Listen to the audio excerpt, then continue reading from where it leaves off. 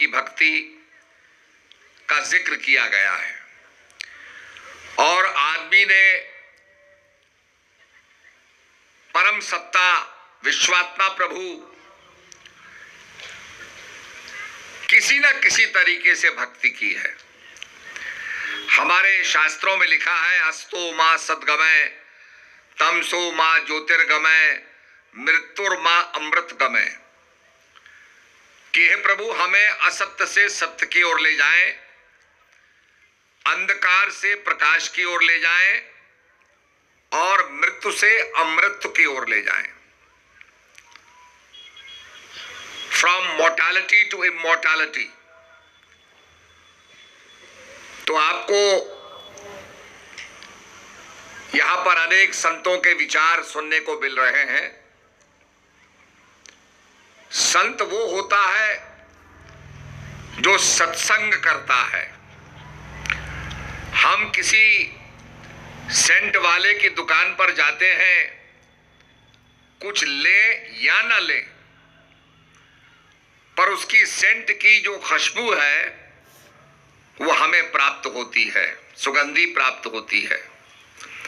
इसी प्रकार से जो भगवान की महिमा है, भगवान की जो फ्रेग्रेंस है, उसका आस्वादन हमें संत कराते हैं। और इसीलिए कहा कि संत ना होते जगत में तो जल मरता संसार। नौदा भक्ति में भगवान भिल्ली को यही कहते हैं कि भिल्ली पहली भक्ति क्या है? प्रथम भक्ति सन तन कर संगा, दूसरी रति मम कथा प्रसंगा। पहली भक्ति संतों का सानिध्य, जो ज्ञानी लोग होते हैं, जो माया से हमें निकाले, माया में डालने वाले नहीं, माया से निकालने वाले।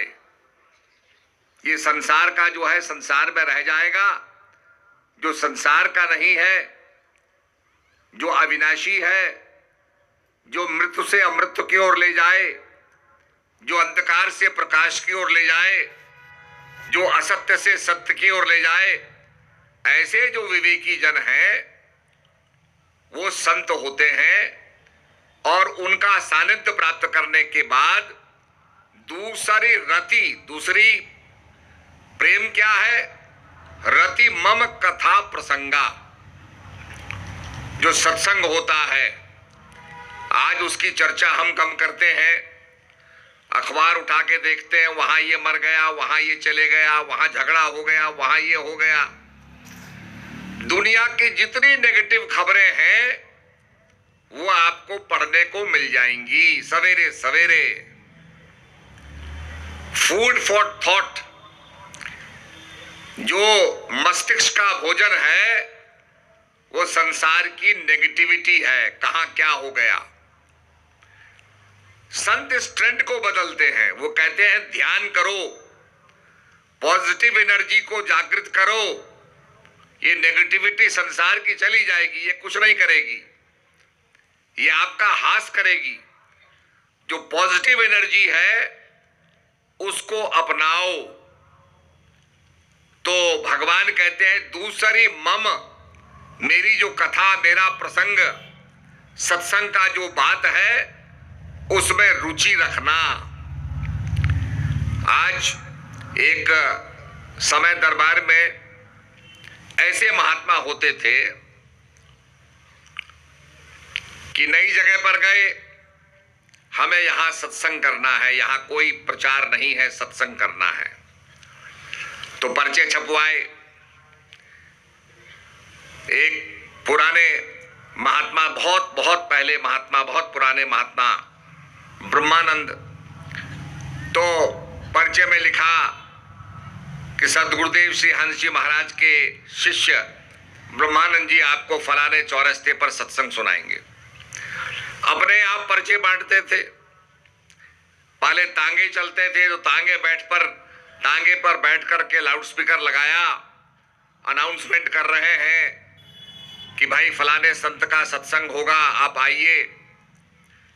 और लोग देखते थे कि भाई एक साधु अनाउंसमेंट कर रहा है, और शाम को जब पहुंचते थे उसी समय तो वही महात्मा जी मंच पर आकर के सत्संग करते थे। ये लोगों की लगन थी।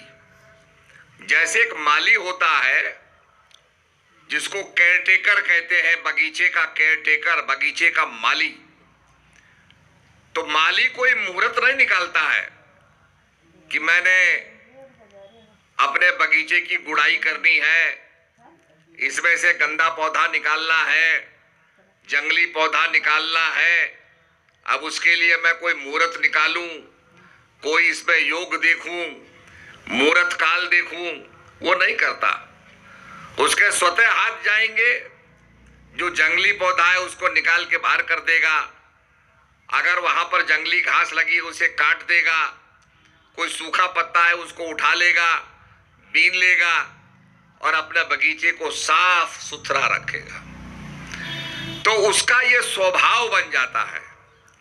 जैसे आपने देखा होगा बहुत से डॉक्टर होते हैं, तो वो जब अस्पताल में चलते हैं तो कभी किसी का हाल पूछेंगे, किसी के गाल पर हाथ फेरेंगे, किसी को दवाई देंगे, तो वो सबका इलाज करते चलते हैं, लोगों में उत्साह पैदा करते चलते हैं। हमारे देहरादून में एक डॉक्टर थे, तो उनके पास आप चले जाओ, कितने भी दर्द हो, कितने भी बीमार हो, वो हंसा देते थे। दवाई तो बात की बात है, वो बातों से ही हंसा के खुश कर देते थे। आदमी को लगता था भाई मेरी आधी 50% दवाई तो मेरी बीमारी चली गई। तो इसी प्रकार की प्रवृत्ति साधु संत की होती है कि वो हर्ष पैदा करता है, भगवान का संदेश देता है, भगवान का रहबार देता है, और भगवान के संदेश, भगवान के मैसेज को देकर के खुशी पैदा करता है, लोगों के जीवन में उमंग पैदा करता है कि हमको ये जो जीवन मिला है इसको सार्थक करने की हमको ज्ञान, गुरु महाराज का ज्ञान प्राप्त हुआ है। तो वो ये नहीं कि वो इंतजार करेगा, प्रतीक्षा करेगा, उसमें एक लगन होती है। और जैसे आपने देखा होगा जो बड़े अच्छे विद्यार्थी होते हैं, खाली समय में कुछ ना कुछ पढ़ते रहते हैं, अपने होराइजन को, अपने ब्रेन को एक्सपैंड करते रहते हैं, इंफॉर्मेशन कलेक्ट करते रहते हैं। तो उससे क्या होता है कि उनका क्षेत्र बढ़ता रहता है। हम लोगों को लंदन जाने का मौका मिला। लंदन में एक जगह है, लेस्टर स्क्वायर है, आपने देखा होगा। तो वहां पर एक जो सबवे है, अंडरग्राउंड स्टेशन है, उस पर लिखा हुआ है कि इतने सन में ये बना था, बहुत पहले। तो मैं जब गया, मैंने देखा ये अंडरग्राउंड स्टेशन बना हुआ है, इसमें रेल अंडरग्राउंड चलती है, कि वहां तो इतनी बिल्डिंगें बनी हुई है कि आप ऊपर तो रेल को चला ही नहीं सकते। तो इंग्लैंड वालों ने, क्योंकि बर्फ पड़ती है, बहुत ठंडी होती है, तो उन्होंने सारा रेलवे का सिस्टम अंडरग्राउंड कर रखा है, जिसको वो कहते हैं अंडरग्राउंड सिस्टम कहते हैं। तो जमीन के नीचे अंडरग्राउंड सिस्टम उन्होंने बनाया हुआ है। तो मुझको बड़ा आश्चर्य हुआ। मैंने कहा भाई, यहाँ लंदन के अंदर बड़े बड़े हमारे जो है आज़ादी के नेता रहे, बड़े बड़े वहाँ पर कांग्रेस के नेता रहे, महात्मा गांधी जी रहे, स्वयं हमने देखा महात्मा गांधी जी कहाँ खाना खाते थे, और सभी बड़े बड़े नेता जो वरिष्ठ नेता देश के कर्णधार थे, सब थे।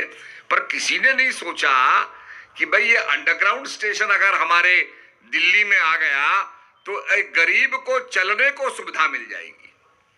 क्योंकि लंदन में आपको गाड़ी खरीदने की जरूरत नहीं है, आपके पास अंडरग्राउंड स्टेशन है, आप सीधे सुरंग से नीचे उतरिए, रेल में बैठिए और नीचे से नीचे कहीं के कहीं चले जाइए, आपको गाड़ी की, बस की जरूरत नहीं है।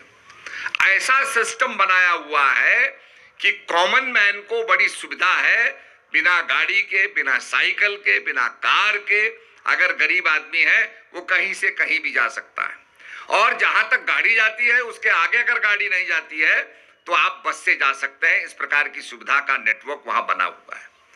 तो मैंने सोचा भाई इतने बड़े नेता थे, आजादी के लिए संघर्ष कर रहे थे, पर आजादी के बाद हमारा देश कैसा होगा, क्या हमारा डिफेंस सिस्टम होगा, क्या हमारी डिफेंस पॉलिसी होगी, तो ये सब चीजें बहुत आवश्यक होती हैं। मैं इसलिए आपको बता रहा हूं, हम जब इजराइल में गए तो हम तो वहां डिफेंस कमेटी के चेयरमैन थे, तो हम गए तो हमारा जो स्टाफ था मिलिट्री अटैची वो आ गया, कहने लगा जी अभी कुछ दिन पहले यहां इजराइल वालों ने एक हमारे इजराइल के एक जहाज के आदमी को पकड़ लिया और कहा भाई इसको हम तब छोड़ेंगे जब आप हमारे फिलिस्तीनी 40 कैदियों को छोड़ेंगे। इजराइल वालों ने कहा बिल्कुल सही, हम अभी करते हैं। एकदम समझौता किया और अपना जो उनका पायलट था उसको छुड़वा लिया और 40 कैदी छोड़ दिए और विद इन अ वीक उन्होंने वो 40 के 40 जो कैदी छोड़े थे वो 40 के 40 एक हफ्ते में पकड़ लिए। किसी के जूते में उन्होंने जो है ट्रांसमीटर लगाया, किसी की बेल्ट में ट्रांसमीटर लगाया। उन्हें सब पता था कि 40 कैदी हमने छोड़े हैं, ये कहां गए, कहां रह रहे हैं, क्या कर रहे हैं, सब पता था उनको। तो इस प्रकार की उनकी डिफेंस पॉलिसी थी जिसके अंदर कोई भी उनका था कि भाई हमें अपने देश की रक्षा करनी। आप इजराइल को देखो कितना बड़ा देश है और चारों तरफ उसके मुस्लिम देश हैं, पर इजराइल का बाल भी बांका नहीं कर सकते।